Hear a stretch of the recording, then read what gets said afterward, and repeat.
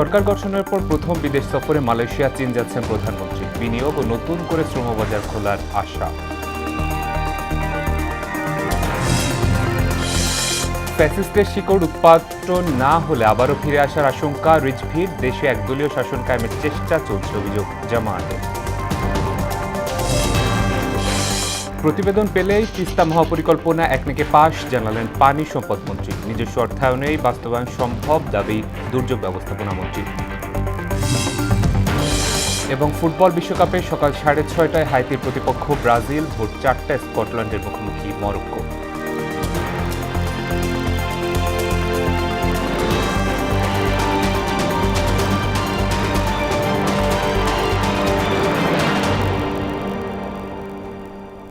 আসসালামু আলাইকুম, স্বাগত মোহনা সংবাদে।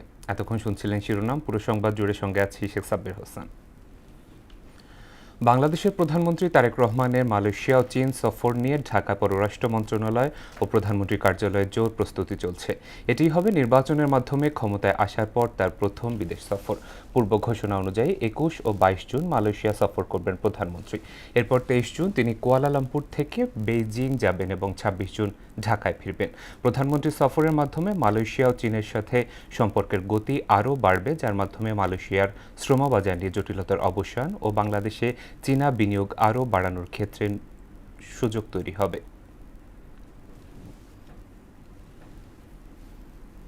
পাঠ্যপুস্তকে ফুটবল, ক্রিকেট সহ 5 খেলাকে অন্তর্ভুক্ত করার প্রক্রিয়া চলছে বলে জানিয়েছেন প্রধানমন্ত্রী তারেক রহমান। জাতি গঠনে শিশু শিক্ষা ও স্বাস্থ্যে বিনিয়োগকে সবচেয়ে গুরুত্ব হিসেবে উল্লেখ করেন তিনি। শনিবার অনুষ্ঠিত হতে যাওয়া প্রাথমিক বিদ্যালয় গোল্ড কাপ ফুটবল টুর্নামেন্ট উপলক্ষে দেয়া এক বাণীতে তিনি একথা বলেন। আত্মবিশ্বাসী, দক্ষ ও মানবিক প্রজন্ম গড়ে তোলার জন্য পাঠ্য বিষয়ে শিক্ষার পাশাপাশি খেলাধুলা, সংস্কৃতি ও সৃজনশীল কর্মকাণ্ডে গুরুত্ব অনস্বীকার্য উল্লেখ করে তিনি আরও বলেন, প্রাথমিক বিদ্যালয় গোল্ড কাপ ফুটবল টুর্নামেন্ট আয়োজনের মাধ্যমে খেলাধুলার প্রতি নতুন প্রজন্মের আগ্রহ আরও বাড়বে। গণতন্ত্র ও মানুষ হত্যাকারী পরাজিত শক্তি আবারও ফিরে আসার আশঙ্কা জানিয়েছেন বিএনপির সিনিয়র যুগ্ম মহাসচিব রুহুল কবির রিজভী। তিনি বলেন, ফ্যাসিস্টকে পরাজিত করা সম্ভব হলেও তাদের শিকড় রয়ে গেছে। তা সমূলে উৎপাটন না করতে পারলে আবারও গণতন্ত্র হারিয়ে যাবে। দেশের মানুষ গুম, খুন, নিপীড়নের শিকার হবে। শুক্রবার রাতে রাজধানীর সেগুন বাগিচায় শিল্পকলা একাডেমিতে স্বেচ্ছাসেবী সংগঠন লবেলিয়া আয়োজিত চিত্র প্রদর্শনীর উদ্বোধনী অনুষ্ঠানে প্রধান অতিথির বক্তব্যে তিনি এই আশঙ্কা প্রকাশ করেন। পরে চিত্রকর্ম প্রদর্শনী ঘুরে দেখেন রুহুল কবির রিজভী। এ সময় ডাক, টেলিযোগাযোগ ও তথ্য প্রযুক্তি মন্ত্রী ফকির মাহবুব আনাম স্বপন উপস্থিত ছিলেন। ফ্যাসিবাদ পরাজিত হয়েছে, কিন্তু শিকড় তো রয়েছে। শিকড় সহ যদি আমরা যদি তাকে উৎপাটিত করতে না পারি, তাহলে আবার নতুন করে জাগরণ ঘটতে পারে। পৃথিবীর বিভিন্ন দেশে হয়েছে, বাংলাদেশেও হয়েছে। গণতন্ত্রের বিরোধিতা করেছে, ধ্বংস করেছে এবং ধ্বংস করতে গিয়ে তারা নিজের দেশের জনগণের বহু নাগরিককে নির্মমভাবে অদৃশ্য করেছে, গুম করেছে, হত্যা করেছে। বিচার বহির্ভূত হত্যার নামে কত যে তারা খুন জখম করেছে তার কোনো ইয়াত্তা নাই। দেশে একদলীয় শাসন ব্যবস্থা কায়েমের চেষ্টা চলছে বলে অভিযোগ করলেন জামায়াতে আমির ডাক্তার শফিকুর রহমান। শুক্রবার সকালে নারায়ণগঞ্জে এক অনুষ্ঠানে একথা বলেন তিনি।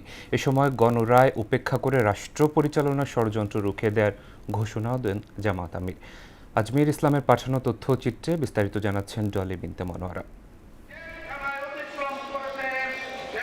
নারায়ণগঞ্জ কেন্দ্রীয় ঈদগাহ ময়দানে কর্মী সম্মেলনে যোগ দেন জামায়াত ইসলামের আমির ডক্টর শফিকুর রহমান। এ সময় সিটি কর্পোরেশনের মেয়র প্রার্থী হিসেবে নারায়ণগঞ্জ মহানগর জামায়াতে ইসলামীর আমির মাওলানা আব্দুল জব্বারকে ঘোষণা করেন দলের প্রধান। আগামী সিটি কর্পোরেশন নির্বাচনে মেয়র হিসেবে প্রার্থী ঘোষণা করছে। বক্তব্যে তিনি অভিযোগ করেন, জেলা পরিষদের মতো গুরুত্বপূর্ণ জায়গায় দলীয় ব্যক্তিদের প্রশাসক হিসেবে বসিয়ে বিএনপি একদলীয় শাসন ব্যবস্থা কায়েম করতে চায়। একদলীয় শাসন বাংলাদেশে কায়েম করার চেষ্টা করা হচ্ছে। ইতিহাস ভুলে গেলে হবে না। শেখ মুজিবুর রহমান সাহেব একদলীয় বাকশাল কায়েম করেছিলেন না, অর্ধ বছরও ক্ষমতায় থাকতে পারেননি এরপরে। সুতরাং একদলীয় শাসনে দেশের মানুষ মেনে নেবে না। গণরায় উপেক্ষা করে দেশ পরিচালনার ষড়যন্ত্র সবাইকে নিয়ে রুখে দেওয়ার প্রত্যয় জানান ডক্টর শফিকুর রহমান। প্রায় 70% জনগণ হায়ের পক্ষে ভোট দিয়েছে, অতএব সরকারকে এই রেফারেন্ডামের যে সংস্কার প্রস্তাব সবগুলো বাস্তবায়ন করতে হবে। জনগণের অধিকার ফিরিয়ে দিতে শত বাধা উপেক্ষা করে জামায়াত অসৎ নেতৃত্বের পরিবর্তন করবে বলে মন্তব্য করেন তিনি। শত বাধা উপেক্ষা করে আমরা অসৎ নেতৃত্বের পরিবর্তন ইনশাআল্লাহ বাংলাদেশে করব। ডলি বিনতে মনোয়ারা, মোহনা সংবাদ। দেশে রাজনৈতিক দ্বন্দ্ব, সংঘাত, প্রতিহিংসা ভুলে সবাইকে সাংস্কৃতিক ঐতিহ্য পালনের দিকে মনোনিবেশ করার আহ্বান জানিয়েছেন তথ্য সম্প্রচার মন্ত্রী জহিরুদ্দিন স্বপন। শুক্রবার সকালে জাতীয় প্রেস ক্লাবের কাবাব চত্বরে ফল উৎসব 2026 অনুষ্ঠানের উদ্বোধন শেষে তিনি এসব কথা বলেন। এ সময় তিনি আরও বলেন, ফলের পুষ্টিগুণ, বৈচিত্র্য ও ঐতিহ্য সম্পর্কে মানুষকে অবগত করতে জাতীয় প্রেস ক্লাব কর্তৃপক্ষের এ ধরনের আয়োজন অত্যন্ত প্রশংসনীয়। দেশি ফল নিয়ে এমন আয়োজন দেশের সংস্কৃতিকে আরও ব্যাপকভাবে পরিচিত করতে ভূমিকা রাখবে। সবাইকে দেশি ফল খাওয়ার অভ্যাস গড়ে তোলার প্রতি উৎসাহিত করেন তিনি। দুই ক্ষমতা দখল করার জন্য দলাদলি এবং হিংস্র প্রতিযোগিতা, এর মধ্যেই একটা বিনোদন, এটা কোনো সভ্যতার মানদণ্ড হতে পারে না। বরঞ্চ আপনাদের এই ছোট্ট আয়োজনকে, এটাকে জাতীয় পর্যায়ে নিয়ে যাওয়া এবং এটাকে নিচের দিকে নিয়ে যাওয়া, তৃণমূল পর্যায়ে এই মনোজগৎকে নিয়ে যেতে পারাটাই একটা সুস্থ জাতির, সুস্থ মনোজগতের প্রমাণ মিলবে। প্রতিবেদন পাওয়া মাত্রই তিস্তা মহাপরিকল্পনা একনেকে পাশ করা হবে বলে জানিয়েছেন পানি সম্পদ মন্ত্রী শহীদ উদ্দিন চৌধুরী অ্যানি। আর নিজস্ব অর্থায়নে এই প্রকল্প বাস্তবায়ন করা সম্ভব বলে জানান দুর্যোগ ব্যবস্থাপনা ও ত্রাণ মন্ত্রী আসাদুল হাবিব দুলু। শুক্রবার দুপুরে লালমনিরহাটের তিস্তা ব্যারেজ এলাকা পরিদর্শন শেষে একথা বলেন তারা। এ সময় এ সরকারের মেয়াদে প্রকল্পের ৮০% কাজ শেষ করার আশা প্রকাশ করেছেন পানি সম্পদ প্রতিমন্ত্রী ফরহাদ হোসেন আজাদ। সুমন খানের প্রতিবেদন, জানাচ্ছেন মাহমুদা আক্তার। রংপুর জনপদের ৫ জেলার কোটি মানুষের দীর্ঘদিনের প্রত্যাশা তিস্তা মহাপরিকল্পনা বাস্তবায়ন। সেই পরিকল্পনার সম্ভাব্যতা যাচাইয়ে দেশের বৃহত্তম সেচ প্রকল্প তিস্তা ব্যারেজ ও নদী ভাঙ্গন প্রবণ এলাকা পরিদর্শন করেন পানি সম্পদ মন্ত্রী শহীদ উদ্দিন চৌধুরী অ্যানি, ত্রাণ ও দুর্যোগ ব্যবস্থাপনা মন্ত্রী আসাদুল হাবিব দুলু এবং পানি সম্পদ প্রতিমন্ত্রী ফরহাদ হোসেন আজাদ সহ সরকারের একটি উচ্চ পর্যায়ের প্রতিনিধি দল।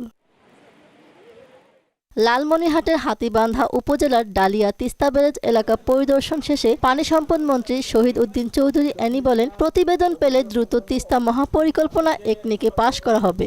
পদ্মা ব্যারেজ যেভাবে একটাকে পাশ হয়েছে, খুব শীঘ্রই আমাদের এই টেকনিক্যাল টিম কাজ করার পর দৃশ্যমান রিপোর্ট হবে এবং দৃশ্যমান এই কাজে একনেকে পাশ করানো, সেই কাজটাও আমরা দৃশ্যমান করে এখানে কাজ শুরু করব ইনশাআল্লাহ। অন্যদিকে বিদেশের মুখাপেক্ষী না হয়ে দেশের টাকায় তিস্তা মহাপরিকল্পনা বাস্তবায়ন সম্ভব বলে জানান দুর্যোগ ব্যবস্থাপনা ও ত্রাণ মন্ত্রী আসাদুল হাবিব দুলু। বিদেশের মুখাপেক্ষী হওয়ার কোনো প্রয়োজন নেই, এটা আমাদের জিও ফান্ড থেকে আমরা এটা করতে পারবো, কারণ এটা মেয়াদ আছে 10 বছর, 2 স্তরে কাজ হবে।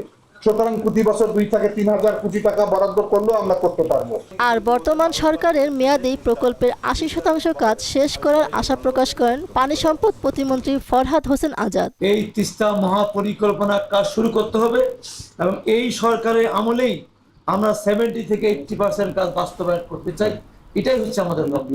এর মাধ্যমে তিস্তা পাড়ের মানুষ তাদের সমস্যা সমাধানে নতুন করে স্বপ্ন দেখতে শুরু করেছেন। মাহমুদা আক্তার, মোহনা সংবাদ। সিলেটকে আন্তর্জাতিক মানের পর্যটন ও বিমান যোগাযোগের কেন্দ্র হিসেবে গড়ে তোলা হবে বলে মন্তব্য করেছেন বেসামরিক বিমান পরিবহন ও পর্যটন মন্ত্রী আফরোজা খানম রিতা এমপি। শুক্রবার মৌলভীবাজারের শ্রীমঙ্গল উপজেলার ফুলছড়া চা বাগানে 3 দিনব্যাপী হারমোনি ফেস্টিভ্যাল সিজনের উদ্বোধনী অনুষ্ঠানে কথা বলেন তিনি। এ সময় তিনি আরও বলেন, সরকারের নতুন পর্যটন উন্নয়ন পরিকল্পনায় সিলেটকে সর্বোচ্চ অগ্রাধিকার দেওয়া হচ্ছে। পাশাপাশি এ অঞ্চলের অন্যান্য বিমানবন্দর উন্নয়নেও প্রধানমন্ত্রীর নির্দেশনায় প্রয়োজনীয় উদ্যোগ নেওয়া হবে বলেও জানান তিনি। আন্তর্জাতিক মান তৈরি করতে, ট্যুরিজম বলে, এয়ারপোর্ট বলে, সবকিছু যেন আন্তর্জাতিক মান করতে পারে। কারণ আমি যখন লন্ডনে গেছি তখন সব এখানে সিলেটে যারা ছিলেন সবার দাবি ছিল যে এটা আন্তর্জাতিক এয়ারপোর্ট যেন করা হয়। সেইটা নিয়ে আমরা কাজ করছি। আপনারা অবশ্যই জানেন যে আমরা এই সিলেট এয়ারপোর্টটাকে আমরা আন্তর্জাতিক মানে করার কাজ শুরু হবে আমাদের অঞ্চলেই। পাশাপাশি আপনাদের যে অন্যান্য এয়ারপোর্টগুলি আছে সেগুলির ব্যাপারে কী করা যায় সেদিকে আমরা মাননীয় প্রধানমন্ত্রীর নির্দেশে কাজ এগিয়ে নিয়ে যাব। আগামী 23 জুন কার্যক্রম নিষিদ্ধ আওয়ামী লীগের প্রতিষ্ঠাবার্ষিকী ঘিরে রাজধানীতে কোনো নিরাপত্তা শঙ্কা নেই বলে জানিয়েছেন ডিএমপির অতিরিক্ত কমিশনার এস.এন. নজরুল ইসলাম। তবে দিনটিকে ঘিরে ডিএমপি সর্বোচ্চ সতর্ক অবস্থানে রয়েছে বলেও জানান তিনি। এদিকে রাজধানীর ওয়ারিতে 3 সহযোগী সহ শীর্ষ সন্ত্রাসী ও অস্ত্র মাদক চক্রের কথিত গডফাদার অটো সজলকে আটক করেছে পুলিশ। এ সময় তাদের কাছ থেকে অস্ত্রগুলি উদ্ধার করা হয়। এমদাদুল হক খানের প্রতিবেদন। সকালে ডিএমপির মিডিয়া সেন্টারে এক সংবাদ সম্মেলনে সংস্থাটির অতিরিক্ত কমিশনার জানান, ওয়ারি এলাকার শীর্ষ সন্ত্রাসী অটো সজলকে 3 সহযোগী সহ গ্রেপ্তার করা হয়েছে। শীর্ষ সন্ত্রাসী এবং অস্ত্র মাদকের গডফাদার সজল ওরফে অটো সজল সহ তার 3 সহযোগীকে গ্রেপ্তার করেছে ঢাকা মেট্রোপলিটন পুলিশের যাত্রাবাড়ি থানা পুলিশ। সেখান থেকে 2টি টরাস ব্র্যান্ডের পিস্তল, 4টি ম্যাগাজিন, 77 রাউন্ড তাজা গুলি, 59 গ্রাম হেরোইন এবং অপরাধমূলক কর্মকাণ্ডে ব্যবহৃত 4টি বিভিন্ন ব্র্যান্ডের মোবাইল উদ্ধার করে জব্দ করা হয়। গ্রেপ্তারকৃতরা মাদকদ্রব্য নিয়ন্ত্রণ অধিদপ্তরের এক কর্মকর্তাকে গুলির ঘটনায় জড়িত বলেও জানান তিনি। মাদকদ্রব্য নিয়ন্ত্রণ অধিদপ্তরের কর্মকর্তার উপর হামলায় ব্যবহৃত অস্ত্রটি সরবরাহ করেছিল ওয়ারি বিভাগের শীর্ষ সন্ত্রাসী অস্ত্র মাদকের গডফাদার সজল ওরফে অটো সজল। এ সময় পুলিশের অস্ত্র লুটের ঘটনায় তদন্ত চলছে বলে জানান অতিরিক্ত কমিশনার। প্রত্যেকটা পিস্তলে একটা নাম্বার আছে। এই নাম্বারটা আমরা যেহেতু কালকে এটা উদ্ধার হয়েছে, আমরা আমাদের ওই যে লক শাখায় যারা অস্ত্র ইস্যু করে তাদেরকে দিব। তারা রেজিস্টার চেক করে বলতে পারবে যে এটা কোন থানা থেকে মিসিং হয়েছে বা কোন এলাকা থেকে মিসিং হয়েছে। আগামী 23 জুন কার্যক্রম নিষিদ্ধ আওয়ামী লীগের প্রতিষ্ঠাবার্ষিকী ঘিরে বাড়তি নিরাপত্তা নেয়ার কথাও জানান এই পুলিশ কর্মকর্তা। 23 জুন একটা দলের প্রতিষ্ঠাবার্ষিকী, তো আমরা সর্বোচ্চ সতর্ক অবস্থায় আছি। এমদাদুল হক খান, মোহনা সংবাদ, ঢাকা। জাতিসংঘে বেসামরিক জনগণের সুরক্ষা, আন্তর্জাতিক মানবিক আইন সমুন্নত রাখা এবং রোহিঙ্গাদের মিয়ানমারের দ্রুত প্রত্যাবাসনের লক্ষ্যে আরও কার্যকর বৈশ্বিক পদক্ষেপ নেওয়ার আহ্বান জানিয়েছে বাংলাদেশ। নিউ ইয়র্কে জাতিসংঘ সদর দপ্তরে অনুষ্ঠিত এক উচ্চ পর্যায়ের প্যানেল আলোচনায় এই আহ্বান জানান পররাষ্ট্র প্রতিমন্ত্রী শামা ওবায়দ ইসলাম। রোহিঙ্গা নারী কিশোরীদের অর্থায়ন সংকটের নেতিবাচক প্রভাবে বাংলাদেশের উদ্বেগও তুলে ধরেন তিনি। রুমানা রুমার ডেস্ক রিপোর্ট। বৃহস্পতিবার নিউ ইয়র্কে জাতিসংঘ সদর দপ্তরে অনুষ্ঠিত ইকোসোক হিউম্যানিটেরিয়ান অ্যাফেয়ার্স সেগমেন্টের উচ্চ পর্যায়ের প্যানেল আলোচনায় বক্তব্য রাখেন বাংলাদেশের পররাষ্ট্র প্রতিমন্ত্রী শামা ওবায়দ ইসলাম। এ সময় রোহিঙ্গা নারী কিশোরীদের অর্থায়ন সংকটের নেতিবাচক প্রভাবে বাংলাদেশ উদ্বিগ্ন বলে জানান তিনি। On humanitarian responses, I must also highlight the Rohingya crisis, which Bangladesh continues to shoulder as a severe and protracted burden. We host over 1 million forcibly displaced Rohingya, providing shelter and basic support despite significant constraints. This grim reality highlights the need for equitable burden sharing, sustained global support, and ensuring early repatriation of Rohingyas to Myanmar. Let us move together from promises to concrete action. Rohingya সংকটের টেকসই সমাধানে আন্তর্জাতিক সহযোগিতা অব্যাহত রাখার উপর গুরুত্ব আরোপ করে তাদের নিজ দেশ মিয়ানমারে দ্রুত প্রত্যাবর্তনের আহ্বান জানান পররাষ্ট্র প্রতিমন্ত্রী। The international community must therefore prioritize accountability for violations regardless of where they occur or who commits them. Women play a crucial role in humanitarian response and peace building, enhancing trust, access and operational effectiveness on the ground. আন্তর্জাতিক মানবিক আইন লঙ্ঘনের জন্য জবাবদিহিতা নিশ্চিত করা, সংঘাত প্রতিরোধে অধিক বিনিয়োগ এবং মানবিক শান্তি ও উন্নয়ন কার্যক্রমের মধ্যে সমন্বয় জোরদারের উপর গুরুত্ব আরোপ করেন বাংলাদেশের পররাষ্ট্র প্রতিমন্ত্রী। রুমানা রুমা, মোহনা সংবাদ। ভরা মৌসুমে হঠাৎ বেড়েছে চালের বাজার। মানভেদে কেজিতে দাম বেড়েছে 3 থেকে 5 টাকা। সরবরাহ ঘাটতির চাপে বেড়েছে মুরগির দামও। বরাবরের মতো অস্বস্তি মাছের বাজারে।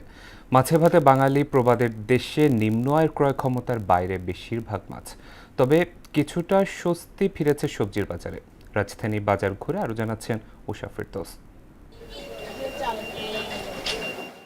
বরাবরের মতোই চালের দাম বাড়ার কোনো যৌক্তিক কারণ নেই ব্যবসায়ীদের কাছে। গেল এক সপ্তাহ ধরে কেজি প্রতি দাম বেড়েছে 5 টাকা পর্যন্ত। সরকারি সংস্থা টিসিবির তথ্য মতে গেল এক বছরে মোটা চালের দাম বেড়েছে সবচেয়ে বেশি। সরু চালের দাম এক মাসের ব্যবধানে বেড়েছে 1.29%। আমাদের চড়া দাম দেখে না লাগে, কৃষক হাঁটতেছে বাজার মূল্যের সাথে কোনো সামঞ্জস্য তাদের দামে। কেজিতে আমরা 4 টাকা বাড়ছে, 4 টাকা বাড়ছে, কোনোটা 3 টাকা বাড়ছে, কোনোটা 5 টাকা বাড়ছে, এরকম। কোলা চাল প্রতি কেজিতে 20 টাকা বাড়ছে। সরবরাহ সংকটের অজুহাতে বেড়েছে মুরগির দাম। ব্রয়লার মুরগি বিক্রি হচ্ছে 150 থেকে 160 টাকায়, লেয়ারের দাম বেড়েছে 40 টাকা পর্যন্ত, আর সোনালী মুরগি কেজিতে 20 টাকা পর্যন্ত বেড়েছে। এদিকে ঈদের আগে গরুর মাংসের দাম বাড়লেও এখনো নিয়ন্ত্রণে আসেনি, বিক্রি হচ্ছে 820 থেকে 850 টাকায়। হাটে গরু পাওয়া যাচ্ছে না, এই জন্য কমে না, গরু নাই। আমাদের মতো সবারই কষ্ট হয়, যেহেতু ব্রয়লার মুরগি সবাই খায়, মধ্যবিত্ত যারা আছে। ব্রয়লার গ্যাসের সপ্তাহ আসলে 150, এই সপ্তাহে 160। বরাবরের মতোই অস্বস্তি মাছের বাজারে। নদীর মাছের দাম মধ্যবিত্তের নাগালে নেই, আর বেশিরভাগ চাষের মাছ নিম্ন আয়ের ক্রয় ক্ষমতার বাইরে। নদীর মাছগুলোর দামটা অতিরিক্ত পরিমাণে বেশি, আর আজকে যেহেতু অফ ডে, শুক্রবার দিন, এই তুলনায় আজকে দামটা অনেক বেশি হয়ে যাচ্ছে। মাছের দাম আগের তুলনায় অনেক বেড়ে গেছে। মধ্যবিত্ত বা গরিব মানুষের নাগালের মধ্যে নেই, এটা তাদের নাগালের অনেক বাইরে চলে গেছে। এটা একটা উচ্চবিত্ত মানুষ হলে খাওয়া সম্ভব হয়। তবে ঈদের 2 সপ্তাহের ব্যবধানে সবজির দাম কিছুটা কমেছে। বরবটি, বেগুন বিক্রি হচ্ছে 60 থেকে 80, মিষ্টি কুমড়া, ঝিঙ্গা, চিচিঙ্গা ও পেঁপে 40, কাকরোল, করলা, ছোট লাউ 60, পটল 35 ও ঢেঁড়স 50 টাকায় বিক্রি হচ্ছে। সবজির বাজার তো এক এক সময় এক এক রকম হয়, সেক্ষেত্রে গত দিনের তুলনায় আজকে 10-20 টাকা কম আছে। কেজিতে আপনার 20-30 টাকা কমছে। নিত্যপণ্যের বাজার স্থিতিশীল রাখতে বাস্তবসম্মত তদারকির দাবি ক্রেতাদের। উষা ফেরদৌস, মোহনা সংবাদ, ঢাকা। নারায়ণগঞ্জে ভেজাল খাদ্যপণ্য বাজারজাত করতে মরিয়া হয়ে উঠেছে এক শ্রেণীর অসাধু ব্যবসায়ী। অস্বাস্থ্যকর পরিবেশে মেয়াদহীন ও ক্ষতিকারক রাসায়নিকে তৈরি এসব খাবারে বাড়ছে মৃত্যু ঝুঁকি। ফুটপাত থেকে শুরু করে শহরের নামি দামি কারখানার বিরুদ্ধে উঠেছে এমন অভিযোগ। প্রশাসন মাঝে মধ্যে অভিযান চালিয়ে আর্থিক জরিমানা করলেও লাগাম টানা সম্ভব হয়নি ভেজাল খাবার তৈরিতে। আজমির ইসলামের প্রতিবেদন, জানাচ্ছেন মিশাল বিনতে আনোয়ার। প্রাচীনকাল থেকেই ব্যবসা বাণিজ্য ও কর্মসংস্থানের অন্যতম শীর্ষকেন্দ্র নারায়ণগঞ্জ। গত কয়েক দশকে এখানে জনসংখ্যা বেড়েছে কয়েক গুণ, আর বিপুল এই জনসংখ্যার চাহিদাকে পুঁজি করে জেলা জুড়ে ব্যাঙের ছাতার মতো গজিয়েছে মিষ্টির দোকান, বেকারি ও রেস্টুরেন্ট। অভিযোগ উঠেছে এক শ্রেণীর অসাধু ব্যবসায়ী অধিক মুনাফার লোভে মেতেছে ভেজাল ও মানহীন খাদ্যপণ্য বিক্রির নীল নকশায়। ফুটপাত থেকে শুরু করে নামি দামি ব্র্যান্ডের শোরুমে চলছে বিষের কারবার। যে হারে খাদ্যের ভেজাল চলছে, বাচ্চা বাইরের খাবার খেলে অসুস্থ হয়ে যায়। এই বিষাক্ত জিনিস খাওয়ার কারণে ডাক্তার কাছে যাইতে হয়। আমাদেরকে এই সব খাদ্য খাওয়াইয়া তিলে তিলে ধ্বংস করতে আছে। সম্প্রতি প্রশাসনের বেশ কিছু অভিযানে বেরিয়ে এসেছে থলে থেকে বিড়াল। কেক, মিষ্টি, ফাস্টফুড কিংবা লাচ্ছা সেমাই, প্রায় প্রতিটি খাবারেই মিলছে নিষিদ্ধ টেক্সটাইল রং, কেমিক্যাল ও মেয়াদ উত্তীর্ণ উপাদান। ল্যাবরেটরি টেস্টে প্রমাণিত এসব বিষাক্ত খাবার মানুষের লিভার ও কিডনি বিকল করে দিচ্ছে। বাড়ছে অকাল মৃত্যুর কারণ, যা সবচেয়ে বড় শিকার কোমলমতি শিশু ও বৃদ্ধরা। খাবারের মধ্যে আর্টিফিশিয়াল যেসব রং এবং মেয়াদ উত্তীর্ণ কেমিক্যাল ইউজ করা হচ্ছে, সেগুলা আমাদের স্বাস্থ্যের জন্য মারাত্মক ক্ষতিকর। কিডনি এবং লিভার ড্যামেজ হওয়া, আর বড়দের লিভার, কিডনি এবং পাকস্থলীর বিভিন্ন রোগ বিষয় হওয়ার জন্য এটা দায়ী। ক্যান্সারের প্রবৃদ্ধি যেটা হয়েছে সেটা নিশ্চিতভাবে এইসব কেমিক্যালের সাথে জড়িত। সচেতন মহল ও অপরাধ বিশ্লেষকদের মতে ভেজাল বিরোধী বর্তমান আইনটি অপরাধের তুলনায় অত্যন্ত দুর্বল। নামমাত্র জরিমানা করে এই অপরাধের লাগাম টানা অসম্ভব। যারা খাদ্যে ভেজাল করে তাদেরকে যদি যাবজ্জীবন অথবা মৃত্যুদণ্ডের বিধান করে আইনটা সংশোধন করা হয়, তাহলে কিন্তু খাদ্য ভেজালটা অনেকটাই কমে আসবে। শিশু খাদ্যে ভেজাল করতে না পারে, এটার জন্য যথেষ্ট তদারকি দরকার এবং সামাজিক সচেতনতা দরকার। নিয়মিত অভিযানের দাবি করে স্থানীয় প্রশাসন বলছে খাদ্যে ভেজালকারীদের কাউকে ছাড় দেয়া হচ্ছে না। কার্যক্রম চলমান আছে এবং যে যদি অনিয়ম পাই, আইনের যদি ব্যর্থ হয়, ভোক্তা অধিকার সংরক্ষণ আইনের ব্যর্থ হলে সেগুলো আমরা আইনজীবী ব্যবস্থা নিচ্ছি। আমরা সতর্কতামূলকভাবে এখন ব্যবস্থা নিচ্ছি। যদি এরকম কন্টিনিউ চলমান অবস্থা থাকে আমরা কঠোর ব্যবস্থা গ্রহণ করব। শুধু সাময়িক জরিমানা কিংবা লোক দেখানো অভিযান নয়, অসাধু সিন্ডিকেট ভাঙতে প্রয়োজনীয় আইনের কঠোর প্রয়োগ ও নিয়মিত নজরদারির প্রয়োজন বলে মনে করেন সচেতন মহল। মিশাল বিনতে আনোয়ার, মোহনা সংবাদ। গেল 24 ঘন্টায় হামো এর উপসর্গে আরও 4 শিশুর মৃত্যু হয়েছে। এ সময় 1174 জনের শরীরে এই রোগের উপসর্গ পাওয়া গেছে। গেল 15 মার্চ থেকে পর্যন্ত সন্দেহজনকভাবে হাসপাতালে ভর্তি হয়েছেন ৭৫,১৫৬ জন, আর সুস্থ হয়ে বাড়ি ফিরেছে ৭১,৩৯৬ জন।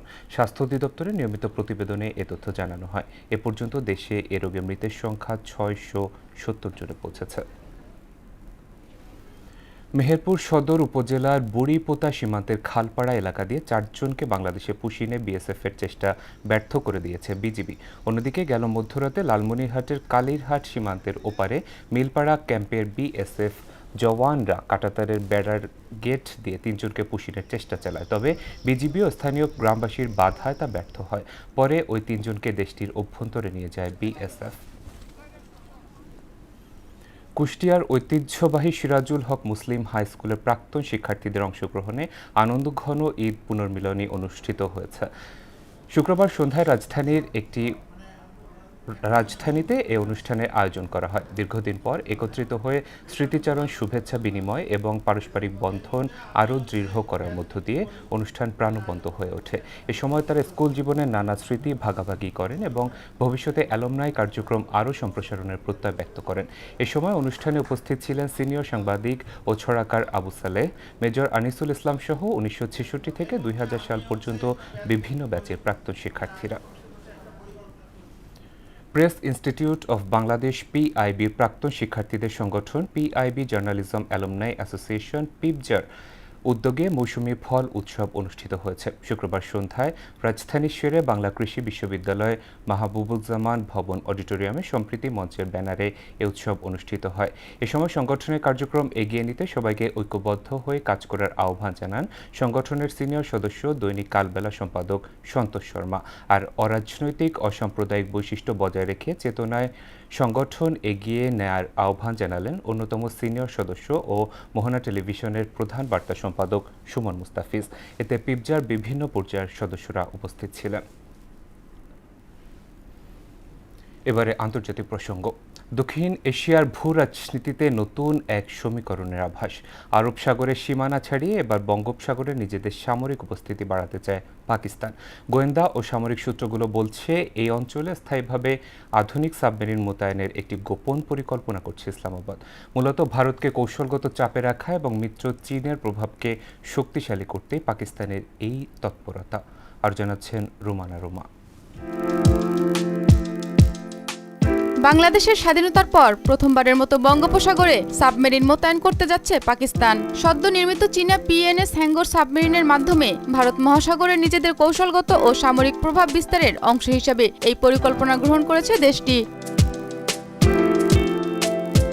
শ্রীলঙ্কা ভিত্তিক সংবাদ মাধ্যম দ্য মর্নিং এর প্রতিবেদনে বলা হয়, নতুন সাবমেরিনটিকে পাকিস্তান নৌবাহিনীর জন্য গেম চেঞ্জার হিসেবে আখ্যা দিয়েছেন কমোডর ওমর ফারুক। তিনি জানান, পাকিস্তান মোট 8টি হ্যাঙ্গর শ্রেণীর সাবমেরিন যুক্ত করার পরিকল্পনা নিয়েছে। ইন্ডিয়া টুডের তথ্য মতে চলতি বছরের এপ্রিলে চীনে কমিশনপ্রাপ্ত হ্যাঙ্গর শ্রেণীর সাবমেরিনটি গেল সপ্তাহে করাচিতে পৌঁছেছে। পাকিস্তান নৌবাহিনীর জ্যেষ্ঠ কর্মকর্তারা এখন আরব সাগরের গণ্ডি পেরিয়ে ভারত মহাসাগর ও বঙ্গোপসাগরে নিজেদের অপারেশনাল সক্ষমতা বাড়ানোর দিকে মনোযোগ দিচ্ছেন। বঙ্গোপসাগরে পাকিস্তানের সাবমেরিন মোতায়েনের চেষ্টা ভারতের জন্য বড় উদ্বেগের কারণ। এর ফলে আন্দামান ও নিকোবর দ্বীপপুঞ্জের কাছাকাছি একটি স্থায়ী সামরিক উত্তেজনা তৈরি হতে পারে, যা পুরো অঞ্চলের ভারসাম্য বদলে দেবে। স্বাভাবিকভাবেই হাত গুটিয়ে বসে নেই নয়াদিল্লি। পাকিস্তানের এই সম্ভাব্য তৎপরতার ওপর কড়া নজর রাখছে ভারতীয় নৌবাহিনী। বঙ্গোপসাগরে নিজেদের আধিপত্য ধরে রাখতে তারা অ্যান্টি সাবমেরিন বা সাবমেরিন বিধ্বংসী নজরদারি জোরদার করেছে। তবে এই টানাপোড়েনে উদ্বেগ রয়েছে বঙ্গোপসাগরের অববাহিকায় থাকা অন্য রাষ্ট্রগুলো। তারা চায় এই সমুদ্রপথ যেন কেবলই বাণিজ্য এবং অর্থনৈতিক উন্নয়নের জন্য মুক্ত ও নিরাপদ থাকে, কোনো পরাশক্তির সামরিক প্রতিযোগিতার ক্ষেত্র না হয়। ভারতের সামরিক বিশ্লেষকদের মতে পাকিস্তানের এই পদক্ষেপ বঙ্গোপসাগরের সামরিক ভারসাম্য রাতারাতি বদলে দেওয়ার মতো না হলেও এটি ভারতের জন্য কৌশলগত অস্বস্তির কারণ হয়ে দাঁড়াতে পারে। রুমানা রুমা, মোহনা সংবাদ। ইসলামাবাদ সমঝোতা চুক্তির অংশ হিসেবে ইরানের বন্দর উপকূল থেকে অবরোধ তুলে নিয়েছে যুক্তরাষ্ট্র। এদিকে লেবাননে ইসরায়েলি বিমান হামলার জেরে সুইজারল্যান্ডের জেনেভায় অনুষ্ঠিত হতে যাওয়া পূর্বনির্ধারিত দ্বিপাক্ষিক বৈঠক বাতিল করেছে ইরান। আর চুক্তি পরবর্তী পদক্ষেপগুলো নিয়ে আলোচনার জন্য সুইজারল্যান্ড সফর করার কথা থাকলেও তা স্থগিত করেছেন মার্কিন vice president JD Vance. Oishi আলমের ডেস্ক রিপোর্ট। ইরানের বন্দর ও উপকূলীয় এলাকায় সব ধরনের নৌযানের উপর আরোপিত অবরোধ প্রত্যাহার করেছে যুক্তরাষ্ট্র। আরব উপসাগর ও ওমান উপসাগরে অবস্থিত ইরানের বন্দরগুলোতে যাওয়া কিংবা সেখান থেকে বের হওয়া জাহাজের চলাচলে মার্কিন বাহিনী আর কোনো বাধা দেবে না। এদিকে লেবাননে ইসরায়েলি বিমান হামলার জেরে সুইজারল্যান্ডের জেনেভায় অনুষ্ঠিত হতে যাওয়া পূর্ব নির্ধারিত দ্বিপাক্ষিক বৈঠক বাতিল করেছে ইরান। মধ্যপ্রাচ্যে যুদ্ধ বন্ধের বিষয়ে যুক্তরাষ্ট্র ও ইরানের মধ্যকার চুক্তি পরবর্তী পদক্ষেপগুলো নিয়ে আলোচনার জন্য সুইজারল্যান্ডে সফর করার কথা থাকলেও তা স্থগিত করেছেন মার্কিন ভাইস প্রেসিডেন্ট জেডি ভ্যান্স। এই সফর স্থগিত করেছেন পাকিস্তানের প্রধানমন্ত্রী শেহবাজ শরীফও। পূর্ব নির্ধারিত ঘোষণা অনুযায়ী এই আলোচনা আজ হওয়ার কথা ছিল। অন্যদিকে দক্ষিণ লেবাননে ইসরায়েলি নিয়ন্ত্রিত নিরাপত্তা অঞ্চলের একটি নতুন ও সম্প্রসারিত মানচিত্র প্রকাশ করেছে ইসরায়েলি প্রতিরক্ষা বাহিনী IDF। তারা আপাতত এই অঞ্চল থেকে সেনা প্রত্যাহার করবে না। তাছাড়া এই অঞ্চলের বাইরে হামলা চালানোর সম্ভাবনা তারা নাকচ করেনি।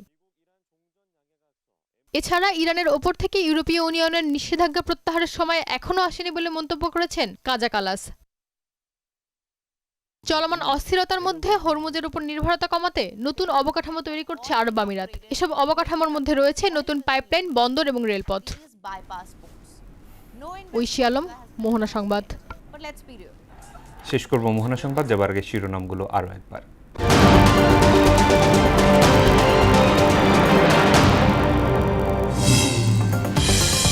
সরকার গঠনের পর প্রথম বিদেশ সফরে মালয়েশিয়া চীন যাচ্ছেন প্রধানমন্ত্রী। বিনিয়োগ ও নতুন করে শ্রমবাজার খোলার আশা। ফ্যাসিস্টের শিকড় উৎপাটন না হলে আবারও ফিরে আসার আশঙ্কা রিজভির। দেশে একদলীয় শাসন কায়েমের চেষ্টা চলছে, অভিযোগ জামায়াতের। প্রতিবেদন পেলেই তিস্তা মহাপরিকল্পনা নেকে পাশ, জানালেন পানি সম্পদ মন্ত্রী। নিজস্ব অর্থায়নে বাস্তবায়ন সম্ভব, দাবি দুর্যোগ ব্যবস্থাপনা মন্ত্রী। এবং ফুটবল বিশ্বকাপে সকাল 6:30টায় হাইতির প্রতিপক্ষ ব্রাজিল, ভোর 4টায় স্কটল্যান্ডের মুখোমুখি মরক্কো।